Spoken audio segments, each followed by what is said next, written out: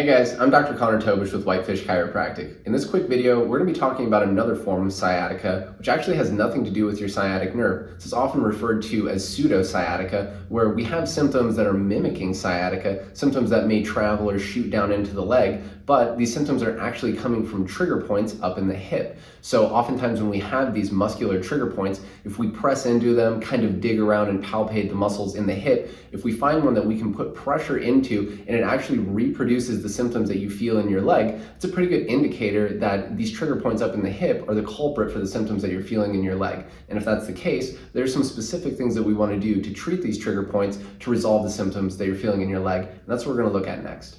When we have trigger points up in the hip that are producing symptoms shooting or referring down into the leg, oftentimes using a lacrosse ball for some soft tissue smashing can be really helpful. So to do that, grab a lacrosse ball and you're basically going to sit down on it.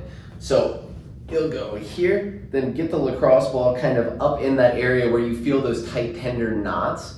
Now you can move around to kind of locate them. Then when you find one, you can basically sit down on it, compress into it, then just breathe into your belly, kind of relax, give yourself a minute or two, wait for the tension or the symptoms to start to subside or kind of alleviate. Then you can move around again, kind of find the next spot and do the same thing. I give yourself 5 or 6 minutes to just kind of hunt, find these spots, breathe into them, and release this tension and trigger points.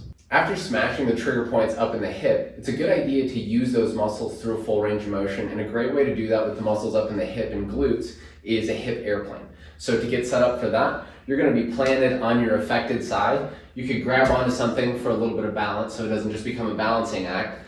Next, this leg, the back leg, is going to hover, and now our pelvis is just going to rotate around a fixed leg. So this leg stays in the same place. It's not diving in or diving out. It's just staying in the exact same spot. Next, you're going to let your pelvis fall towards the floor. Oftentimes this will feel like a big stretch up in the hip. Then we're going to use those muscles to rotate the pelvis up towards the ceiling. Kind of squeeze the glutes and hold at the top for a second or two. Then slowly let the pelvis fall down, get a big stretch. Then use those muscles to rotate the pelvis up towards the ceiling. I'd shoot for 2 sets of about 8 to 10 reps on that.